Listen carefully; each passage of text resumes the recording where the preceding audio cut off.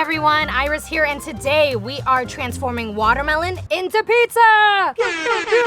We're also popping grilled sirloin onto that pizza, and it's gonna be so delicious. I can't wait for you to try it. We're gonna start with the marinade for our steak. We just have here some soy sauce, minced ginger, and we're gonna juice 1 lime.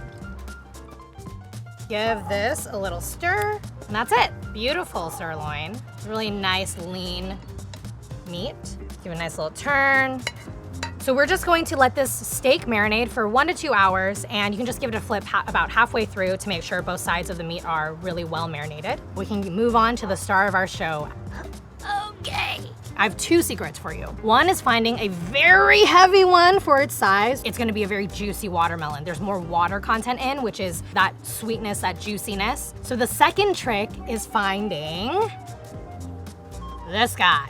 This is called a field spot. The uglier it is, the more yellow it is, the longer it has been sitting out in the field ripening on the vine. So we can just slice it right down the middle. Oh yeah, careful. I love this. Look at how beautiful and juicy this watermelon is.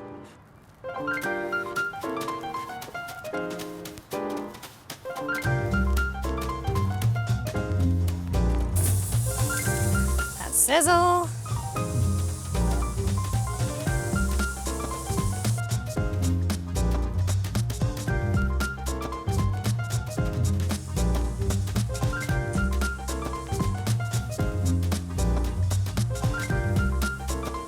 All right, everyone, we are back with our grilled watermelon and our grilled sirloin. Oh, look how gorgeous that is. It's so juicy. One of the ways to make sure that your sirloin stays nice and juicy is that you make sure you let it rest. If you ever sliced a not rested piece of meat, you'll see all the juices run right out. And you're like, wow, it's so juicy. But really all the juices are on the cutting board and not in your meat anymore. So be very patient with this.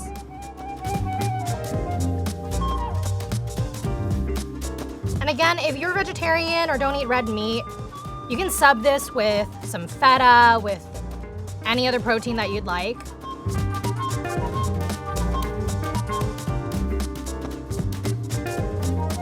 No one will miss you.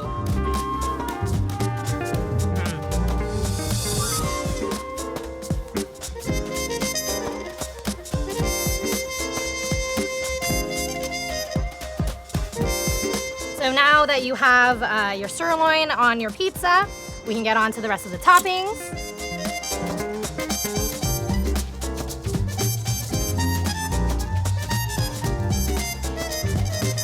Less effective. All right, let's get to tasting.